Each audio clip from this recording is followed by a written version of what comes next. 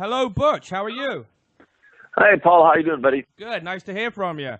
It's actually, Thank you. It's kind of cool that you rescheduled from later because we were just going down a stupid road. Yeah, the one I got a little bit. I have one issue. I'm getting an echo. Okay, hold on. Yeah, let's How about fix now? that. Let me talk. That's better. Okay, Yeah. we're good. Yeah, what it is there's a function on the computer where if I play a piece of music or something, and if I don't have this turned on, you can't hear the music, but it also means you get an echo. So I'm not planning on playing any music.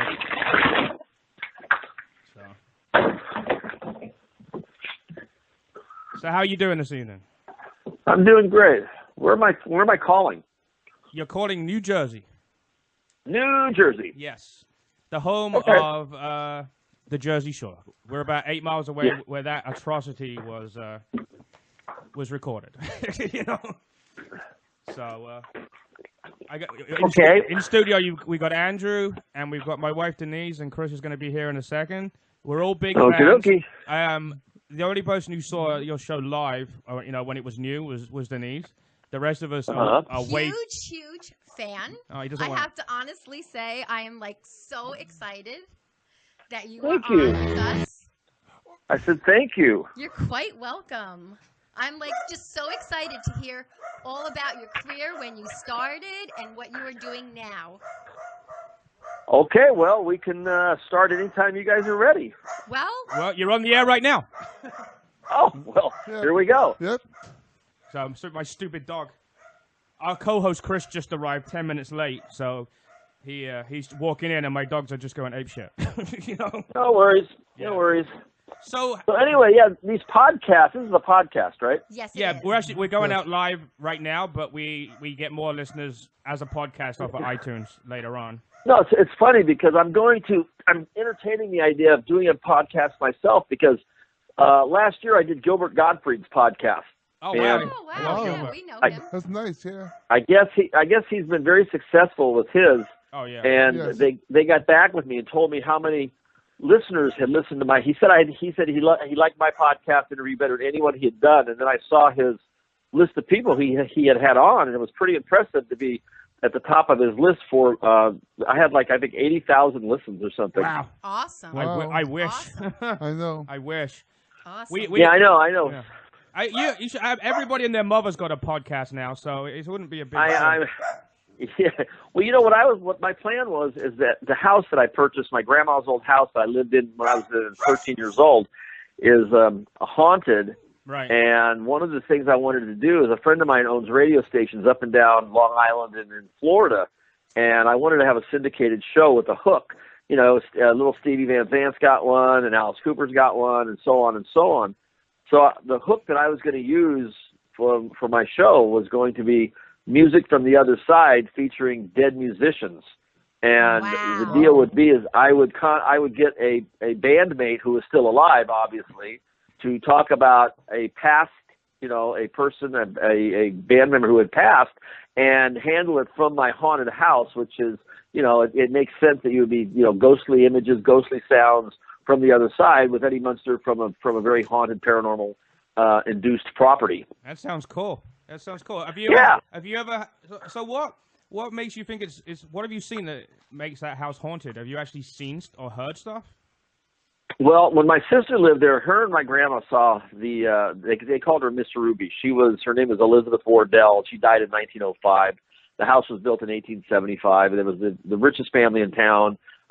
Big mining money, and this family built these mansions for their kids. But this was the first one built, and then after he was killed, the patriarch of the family died in a labor dispute, and then his son built a really big house right across the street. But at that time when this all happened, my house was the biggest one there, and there's basically it's built on a vortex. I had two paranormal investigators come out. We went into the basement. We took movies of a lot, like hundreds of orbs, not just an occasional orb, but like hundreds of them, to the point where we thought the house might have been on an ancient burial ground, but it wasn't. Wow. It is built in a vortex. So the deal is, no, have I seen a physical ghost? No. My sister has, my grandma has, the guy that we bought the house from has. I have. But well, not in this house. Not in no, your house, but I have had multiple experiences. Well, I'm totally on board with that because I have been a paranormal. I've done a thing. We had a show called Macabre Theater where my segment was to go around to very high-profile paranormal hotels and the Queen Mary and the Whaley House in San Diego and Villa Montezuma and all these, Roosevelt Hotel, all these very high-profile places that people know about. And I have felt movement. I've been shifted. I've certainly had felt something pass through me. So yeah, I do believe in it, and I definitely am looking forward to hanging out there. But when I was a kid, I wasn't in the house that much. I was usually out with my grandfather. Mm-hmm. So it doesn't surprise me that I didn't see the apparition then. But now that I'm back there, we saw a lot of activity. We really feel that I'm onto something, and what I'm going to do to finance the restoration of this house. I mean, the house is in decent shape, but it's a 140-year-old house, and It's going to require some renovations and a roofs and this and that, and it's expensive because it's a big house. So I'm going to have mixers. I'm going to invite people about every 6 to 8 weeks, depending, to invite 50 or 60 people to spend the weekend with me on the property. During that time, do my podcast, do my radio show, put up ghost cams, have like a Munster afternoon, and then have a scary movie thing, and then have a ghost story, and have a seance, and a tour through the town and all this and all that. And the town is called Macon, Missouri. It's geographically pretty close to the center of the country, and it's right between St. Louis, Kansas City, and below Des Moines. But the interesting part about Missouri in that area, Jesse James was around. A lot of Jesse James stuff happened there. Bonnie and Clyde came through town a lot. So we really will have an interesting historical reference point, as well as it being Eddie Munster's grandma's house that happens to be haunted. That's so cool. I wish I had enough money to buy back some of the stuff in my life. I mean, obviously, I got a few years until I'm, and I'm not anywhere near as famous as you. I think 2 people know me. Well, they're both in this room. The interesting thing about this whole situation, I told these people in Hollywood a few years ago, because I was working on this house for 3.5 years before it became available. It was caught in foreclosure limbo, to where it was one of these loan packages that went from bank to bank to bank, and I kept chasing the banks, but they wouldn't pull the house out of the whole loan package. So it just was like on a freeze. So finally, after 3.5 years, it came available 4 months ago, and I jumped on it.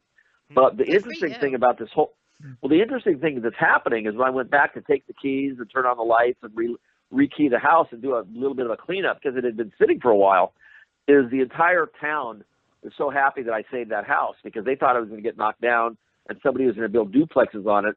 The combination of that and reconnecting with childhood friends and school chums, and then the people and the powers that be, there's really an interesting social experiment going on in this little town. Not only me going back and meeting people, but the town rallying around and helping me.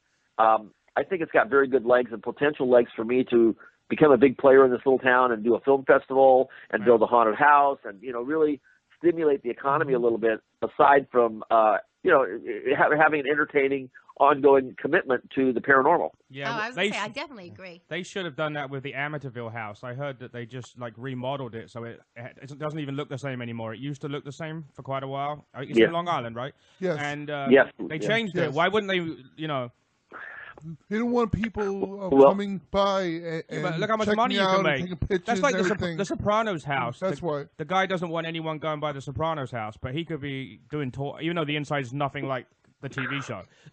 Yeah, it's funny. I was with a guy the day before yesterday, who's a good friend, biggest Munster collector in the world, but he also happens to have Prometheus Productions and Vance Films, and he does a lot of work, and he's a fairly big player. And I told him about my property and showed it to him on my videos, and he goes, "Oh my God!" He goes, "That's awesome." And then he says, I've got the plans for the original Munster house, and ever since Universal screwed up the Munster house and made it into Desperate Housewives, he has been wanting, because I have a Munster coach and a Dragula now, and I'm touring the country doing that. Right. But he wants to get involved with something Munstery with me because he just thinks it's a good idea. So he says, maybe I have a carriage house on my property. It's an acre and 3/4.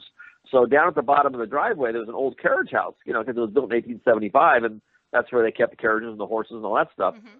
So it's pretty rickety and shitty down there, but I'm thinking about either if I don't restore it, to level it, and he wants to build a scale Munster house down at the bottom of the hill, which would be kind of cool. Oh, that would Very totally cool. be awesome. I find it really interesting. I mean, I read some stuff about you, and a while ago you didn't want to even talk about the Munsters, but now you've totally embraced it, and you're like the guy. You're the go-to guy now for Munsters everything.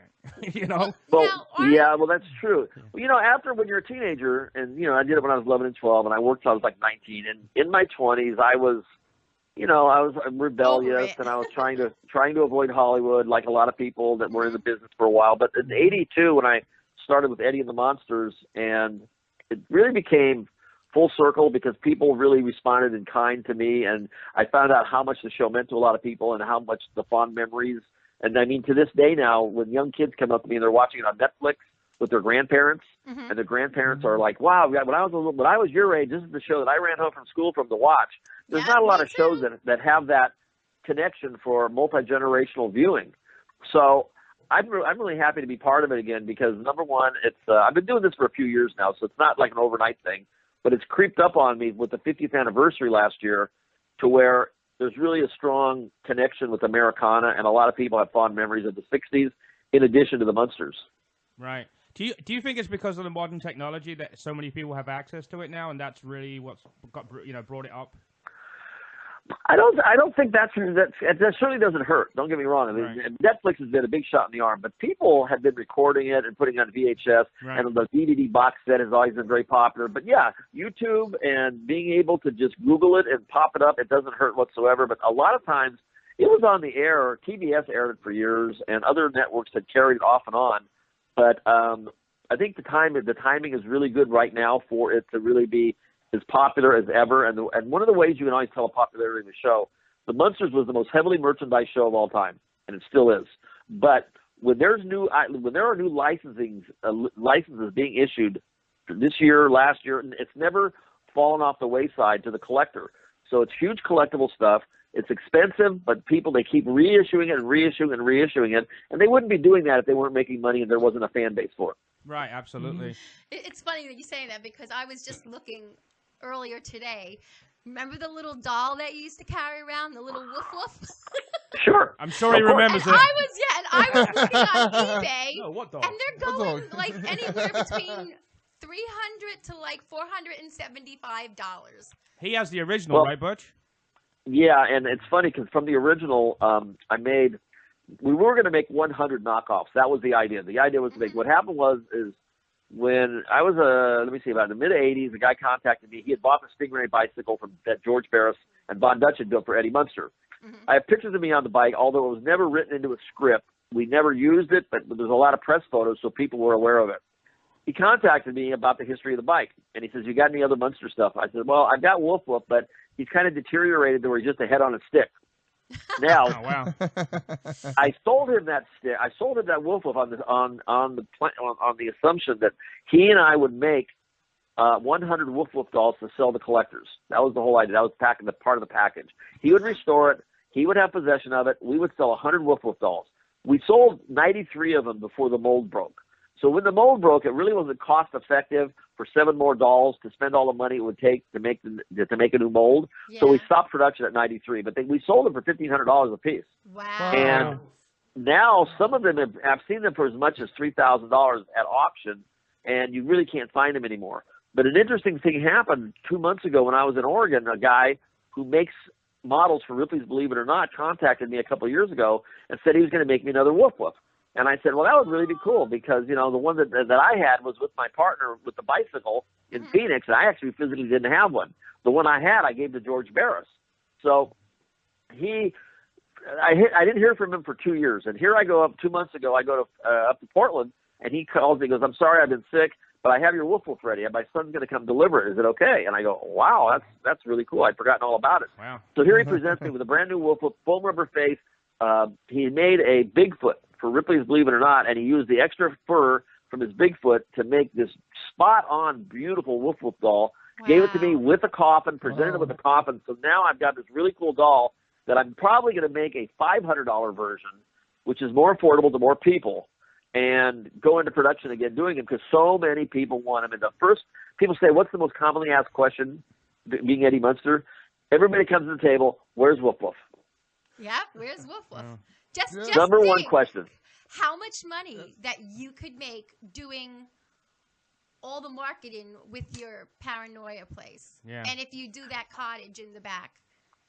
Well, that is kind of my plan. I mean, what I'm going to do is the paranormal community is a very big entity, and the fact that there's a really cool.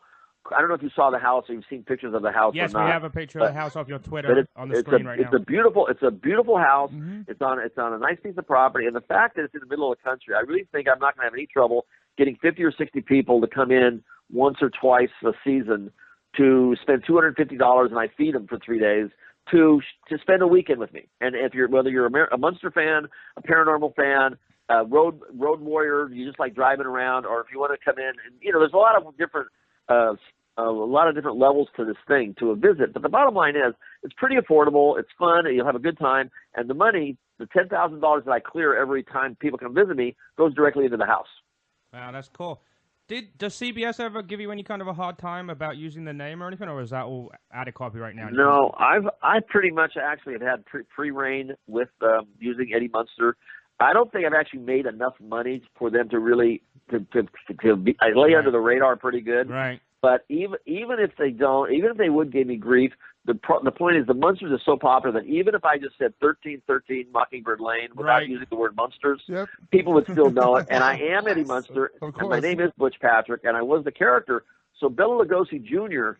won a pretty large judgment for Sarah Karloff, for Ron Chaney, and for his father, for himself.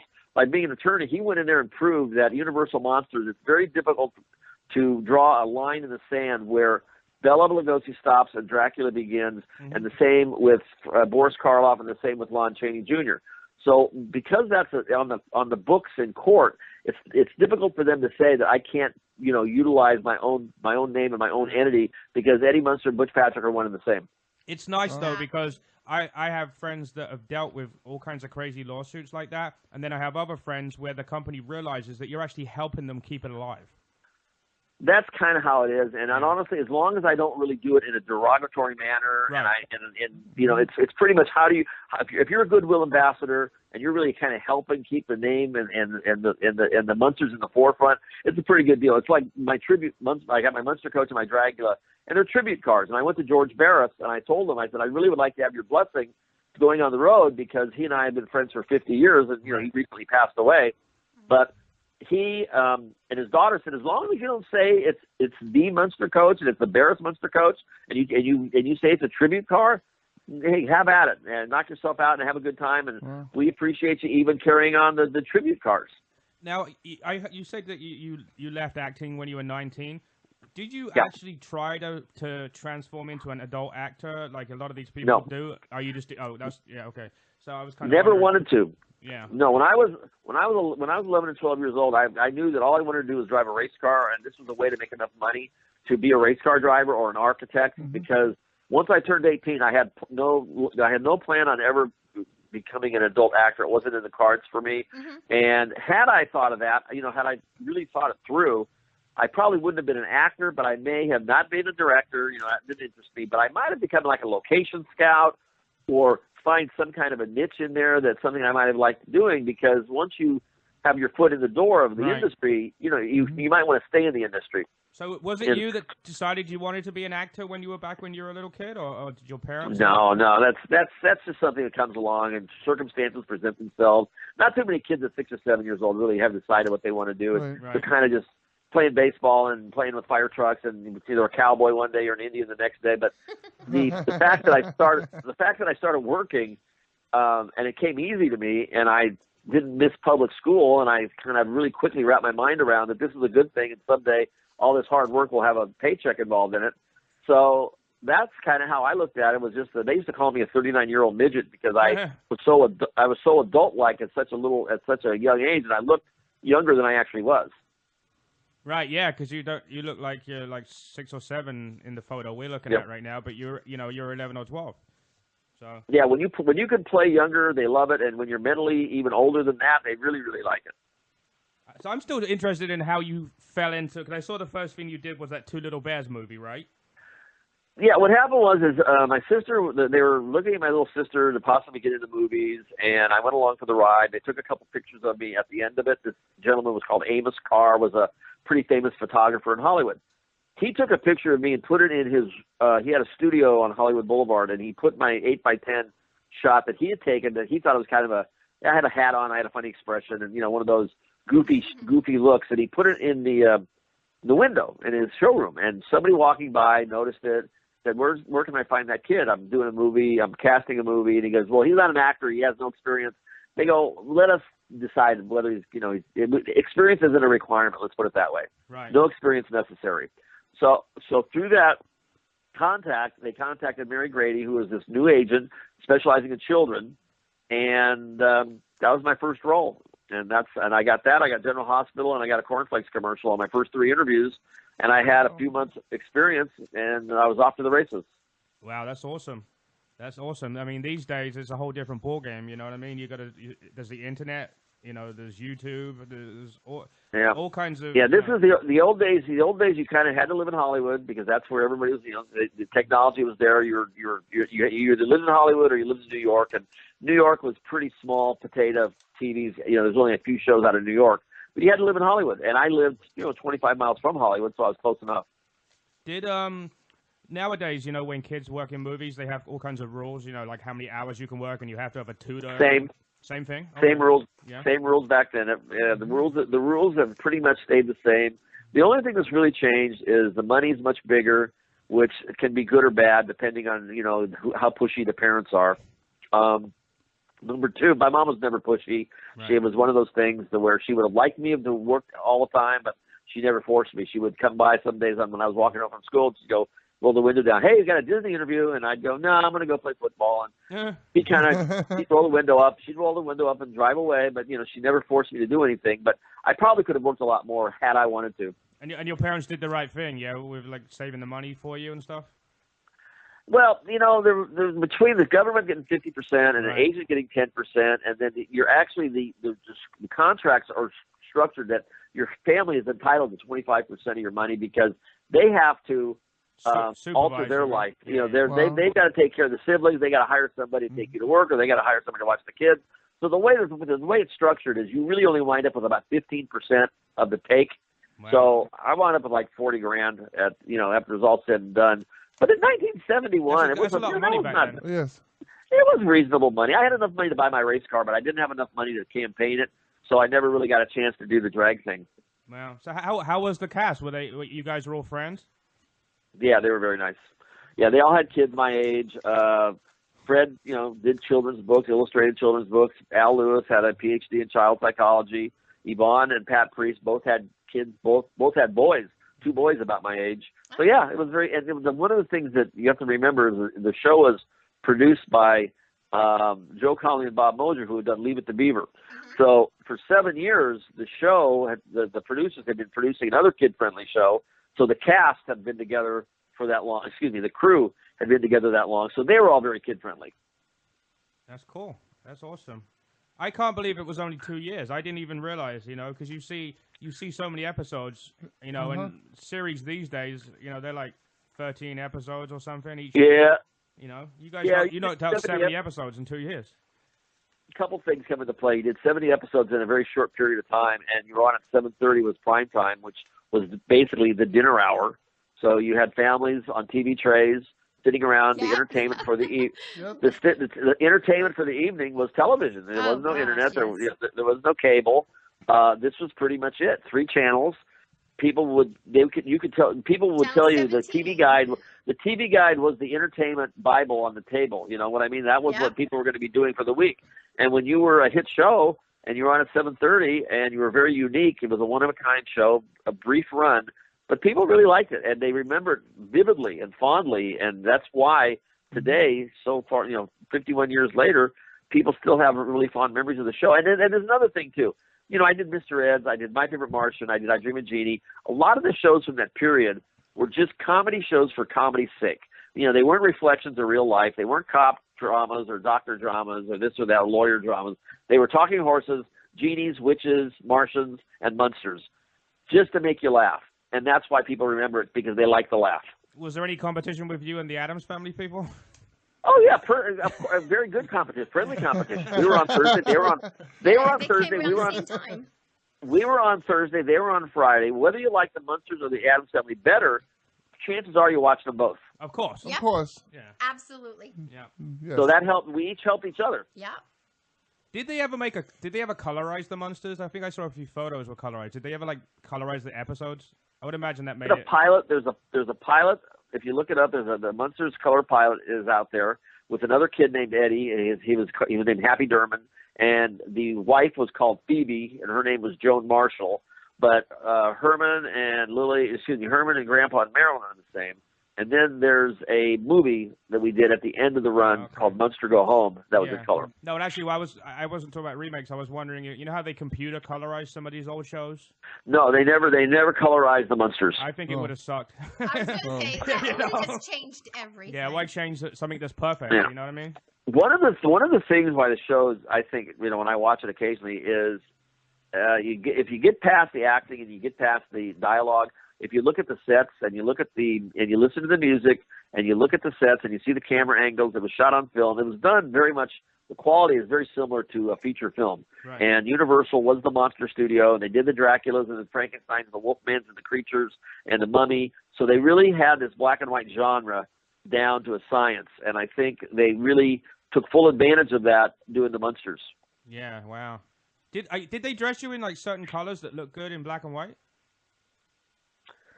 In certain colors. You know how a green will look dark and a red will look. His outfit was, you know what I mean? I'm wondering what the real.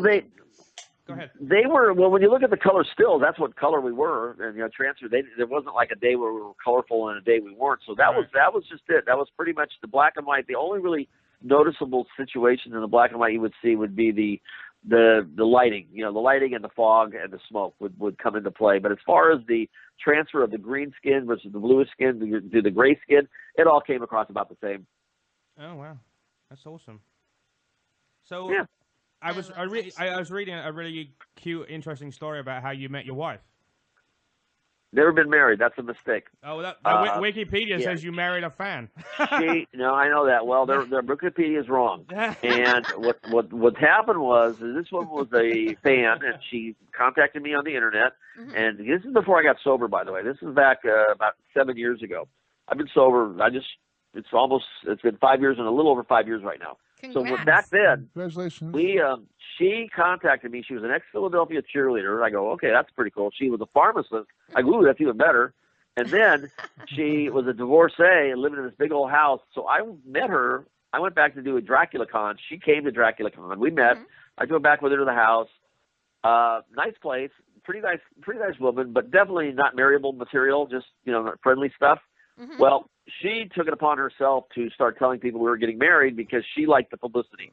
So she was an ex-cheerleader that wanted to be famous again. Of course. And she threw this party for me for my birthday at her house on August 2nd, and she turned it into an engagement party and told the press and the press, they ate it up. And I told them, I said, we were on the cover of Yahoo one day, 7 million hits.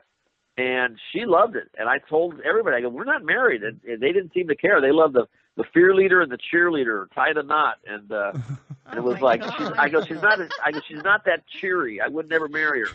Tabloids for you. I'm done really, with I get that a lot. And I've corrected people over and over, but I guess I'm going to have to get to Wikipedia and say, hey. Yeah. Well, actually, it says, if I'm reading it back now, it says it was announced that you were getting married. July 30th, 2010. No, but he did have a girlfriend named Helen. Oh my God, no, yeah, we don't even want. I don't even want to. Don't say her last name. Let's not go down this road. You're gonna laugh. You know how I know that? Okay, so yeah, how? I saw an episode of you on one of those. I think it was a judge or something, like Christine or something like that. Yeah, that Christine you were scored the against book. your former webmaster. Yeah. Yeah. It's amazing the crazy women I have had the unfortunate. Hey, anybody out there listening that's that's drinking or using drugs, stop doing it, and your life will get better. And don't email don't email Butch saying how you'd like to meet. Serious. No, now I'm good. I mean, literally, it's amazing. You know, my life's gone total full circle in 5 years. But I was. It was a lot of. I made a lot of bad decisions, and there's a lot of situations came across my desk back then, and most of them had to do with women, crazy women. Yeah. Well, you know what?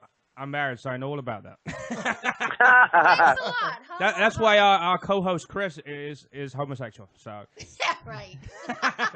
Well, it makes for an interesting life, and like I say, you know, you make your own bed, and your consequences come your way, and you know. But the good thing about Hollywood, it's very forgiving.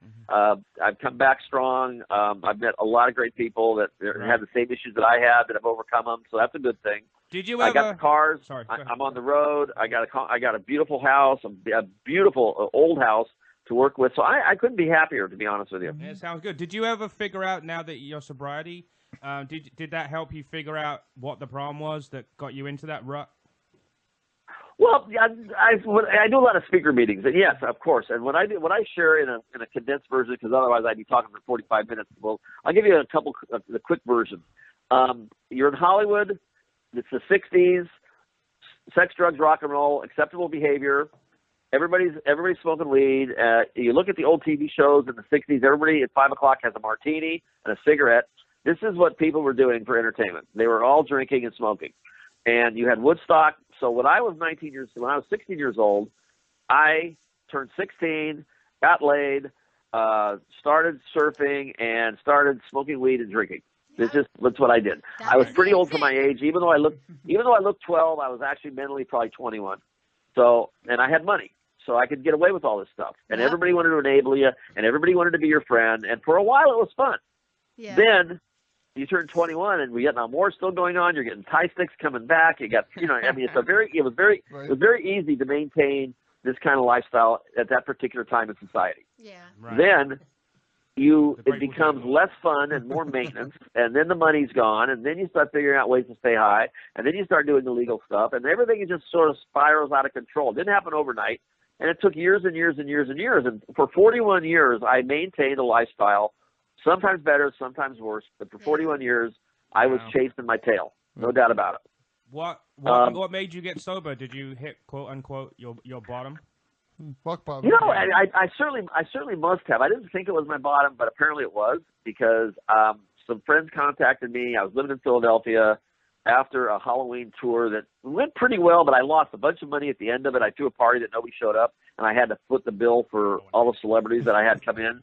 So the bottom line was I took a big hit right after working really hard for a month, and I said, shit, you know, this sucks. And I kind of took it hard, so I went on a bender. And about 2 weeks later, somebody contacted me and said, look, we found this place out in California. You know you drink too much. You know you're using. And I said, yeah, I know. And they said, here's the deal. They'll sponsor you. He's the guy that they formed Intervention, the TV show, over, and he's a big Munsters fan. And as long as you haven't been to a rehab, he'll sponsor you, and he wants to see if he can get you sober. He really would like to try it out. Are you game? And I said, of course I'm game. Why not? So I got on a plane, never thinking I'd stay sober the rest of my life. Figured I'd go home, check the place out, get a little education, and be out of there in 30 days. I wound up staying almost 2.5 years, off and on. I mean, I didn't stay in treatment 2.5 years, but I took a sober living apartment, stayed near the program, went to a lot of meetings, got much better physically, mentally, financially. Everything turned around, and that's kind of how it happened. I just went out on a whim to appease a few people, and about 60 days into it, I got it, dropped the rock, took it seriously, and started helping other people, and never looked back. That is awesome. So you're probably in the best. You're in the best place you were in your life right now. Well, they say you got to hit bottom before you can. Well, it's a sense of accomplishment. And you're playing it forward, and you're helping other people, and yeah, it's and the biggest thing is they teach you. It's a spiritual thing, and I mean, I was never an atheist or anything, but I wasn't really religious either, and I'm still not religious. I'm spiritual, but once you become spiritual, and the one thing that I learned was you're right where you're supposed to be. So instead of looking back over your shoulder, looking at 41 years wasted, you look at it as, no, you didn't waste 41 years. 41 years led you to where you're supposed to be so you can move forward. And once I got that out of the way, and I wasn't always looking in the past, and you can start looking in the future, that's when things started to click. Now, was it when you got sober that you started doing like the conventions and all this other stuff? Yep. Oh no, I did them. No, I was doing them before, but I just was doing them to just make money, to just perpetuate. It's like enough money to survive, to drink and party and get by. Whereas now it's like without that bill, number one, you're saving that kind of money, but you're also making money on the other side. So you get like a double whammy. So instead of spending money foolishly, you're actually making money and putting it to good use. Now, Butch, Paul's really narcissistic. Oh, here we go. Now, is there anything you could help him with that? Because he's very, he loves to take selfies, and he loves to kind of, he loves people. Well, I'll tell you what. He loves a lot of people putting likes on his pictures. The thing that for me in the business is I never took it seriously. It was never life or death. In fact, I've taught people how to get into show business, and I just tell them, I don't know about Paul, but I tell people don't take anything too seriously. This is just a job, and if it doesn't work out, it's not the end of the world, and it's not life or death. Yeah. And I also, when people want to get into the acting business, I tell them, I go, the odds are really, really against you, but if you just want to be in the business, if you just want to pull down a paycheck and benefits from being in the industry, sit around the end of the movie the next time after the stars go by and you see the 8,000 names after the stars. Well, all those guys make a good living, and they all do something that you probably can do. This is the people I would tell. Whether you can drive a car, or whether you can paint a wall, or whether you can hammer a nail, you can find something in Hollywood that's applicable to whatever talent you have, and you're a lot more likely to be able to pull down a living and be in the industry. And that's who the people I hung around with were always the grips, the electricians, and the makeup guys, and the special effects guys. Those were my buddies, not the actors. Yeah, I have a friend actually that does stand-in work for like New York Undercover or whatever. When the actor goes back to the trailer and he stands there for 4.5 hours while they set their next shot up. Well, that's one way to do it, and I mean there's a lot of work in the industry as long as you don't have to. As long as your ego is okay not to be in front of the camera. That's not Paul. Paul walked. This is going back a while ago, but he has a video out where he actually walked around New York with a diaper on, and anyway, it was very disturbing. Yeah, it was very disturbing. Radio show. Yeah, we all used to be part of a radio show called Opie and Anthony, which is like the second biggest show. Yeah, I'm familiar with that. Yeah, of course. So you were like Howard Stern, Stuttering John. Exactly. That's why they call him No Filter Paul. Yeah. So one day they gave me laxative, put me in a diaper, and pushed me out on 57th Street, and. Yeah, so you can imagine what happened. I can imagine. Yeah. Well, there's another, it's funny because radio is another thing. I've done a lot of radio, and people say, "Oh, you should be in radio. You got a good radio voice. You do. You can talk fast. You can speak quickly and still be understood, and try not to pop your peas and no oohs and ahs and all that kind of stuff." But radio at the time, would have been great for me, except I was coming home at 4 a.m, not getting up to go to work. Right. Yeah, and we all know if you're going to do radio, at least drive time, that's where the money was at. Yeah, it's either 6 a.m. or 5 p.m. If you're anything else, you might as well not bother. There you go. I think you should definitely do. Yeah, you should do your podcast. I will be a faithful listener. There's some great stories you just told us my in this. My plan is while I have these people on the property for 72 hours, I can record like 5 or 6 shows. So not only will there be something there, the people love to participate. So I have like an audience, number one. I put them on. We talk about music from the other side. We talk about ghost stories. I have a lot of good fodder there to fill 5 hours of programming. And that's really good because, how often do you get a chance to have a haunted property, have 50 or 60 interesting people that have come from all over the country. So you have a lot of content to play into. Right. Not to mention the locals. I have 5,000 people in this town that remember me or remember the story of me being there, that we can tap into that social media juggernaut. So there's a lot of good stuff there. So you'd rather do your own series than, be a one-off person on like celebrity ghost stories or something like that. You really want to get this going as a series, right?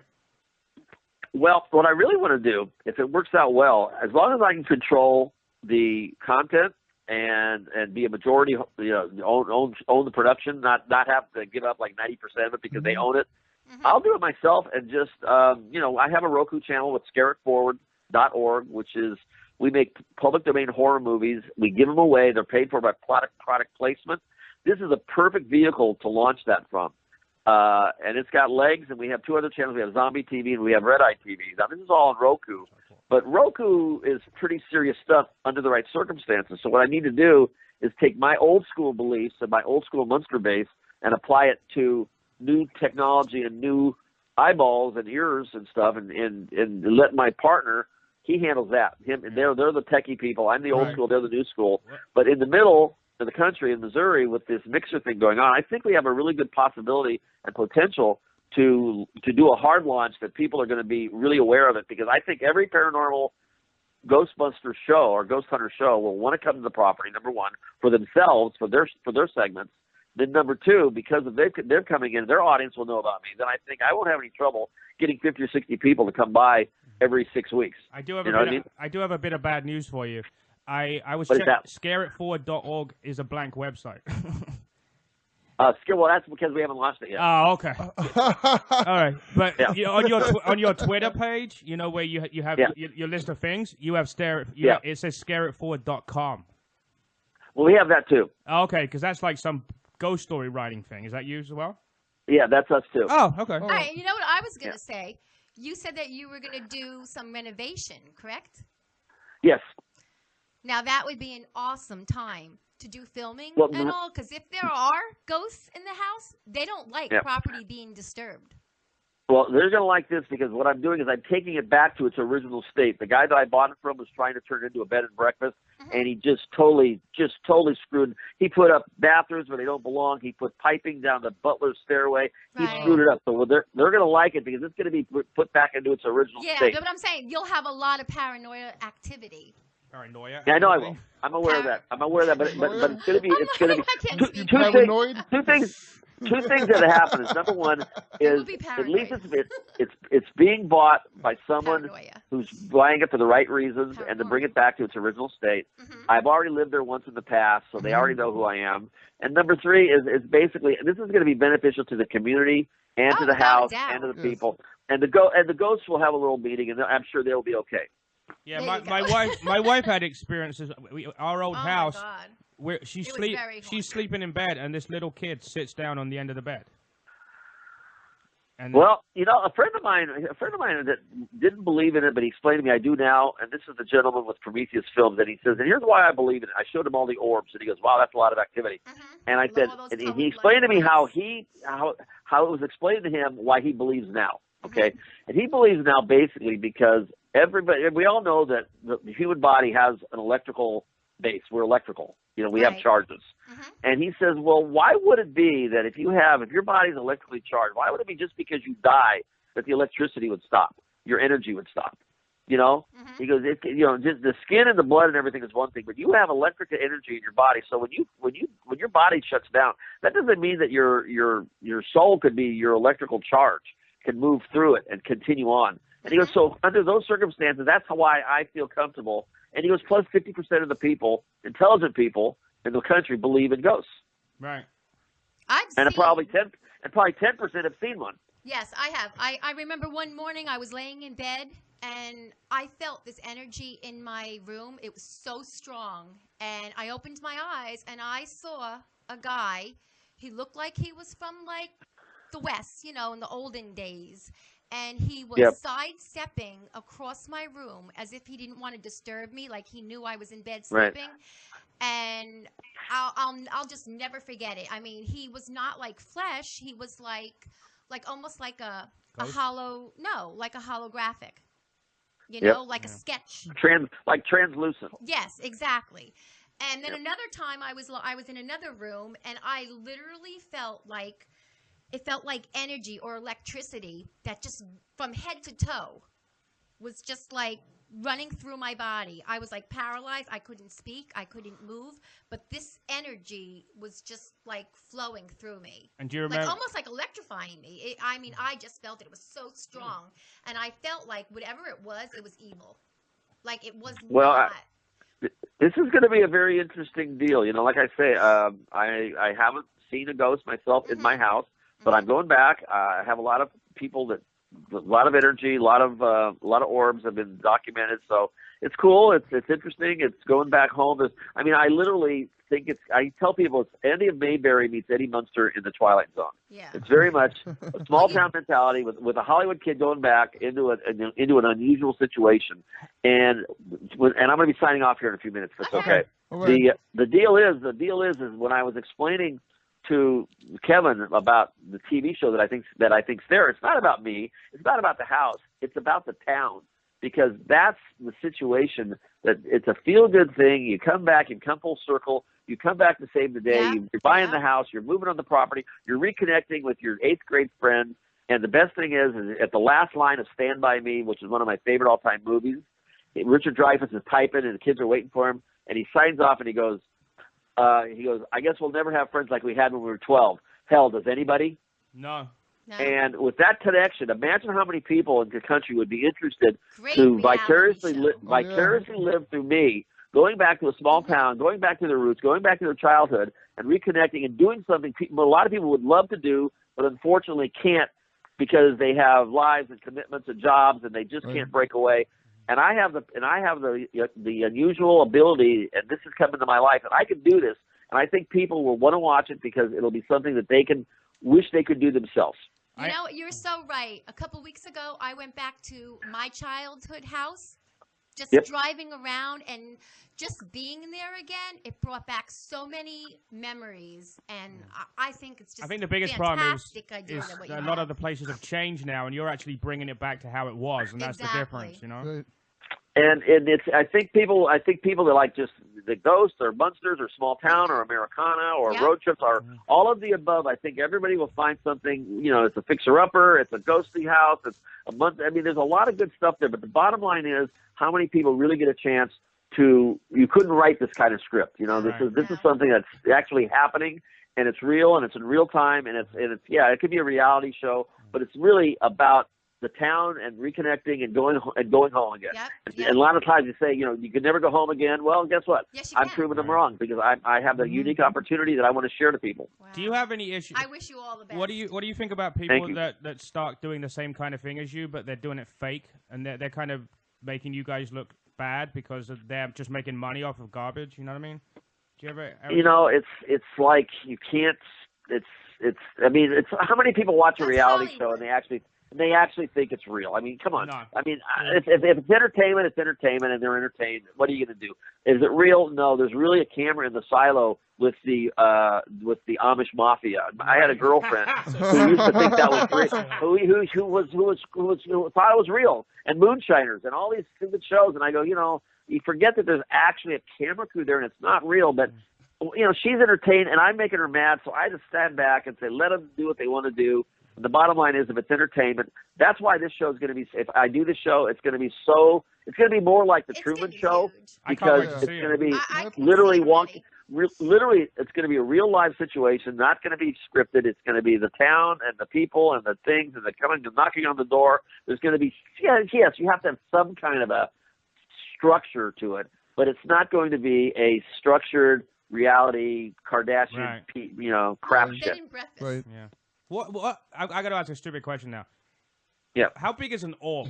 And is there any explanation? Don't you know what an orb is? No, I know. I've just seen a photo of it. It's like a little light that. Yeah. No, they can be all sizes. The ones that I'm. In fact, what I'll do is after we get off the air, if you give me your phone, I'll send to this phone number. I will send you a video of the orbs underneath the house. Okay. Basically, they can be.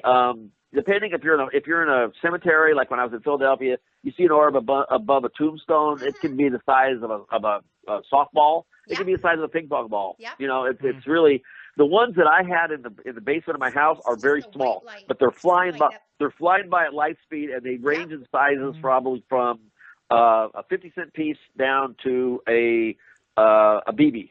Very small. And there's a lot of them. There's a lot of different tons of them in photographs. There's a lot of different explanations about what they actually are, right? Well, the paranormal expert there says there's 3 forms of basically people apparitions. There's the orbs are the easiest, and they require the least amount of energy, so they're the ones that most people. That's why you see so many of them. That's the most common one. Right. The second one is smoke and misting. You know, a ghost can appear as a smoke or mist, and then the last one is an actual visual apparition. That requires the most amount of energy, and it takes the strongest spirit that wants to do that. Right. Okay. As I understand and most it. people who do see these things have to have an open mind. If your mind is closed to it, Plus, you're not going to experience things. Paul doesn't have an open I mind. agree. Yeah. I have one more. Yep. I have one unrelated question to that. I was looking at the Munster tribute car stuff. Was it the fans that got you into that? Did they start doing it before you even knew about it? The Munster tribute what? The cars. No, the tribute cars that I bought from a gentleman that I met 5 years ago at a haunted attraction. They hired him, they hired me, we met, and we started.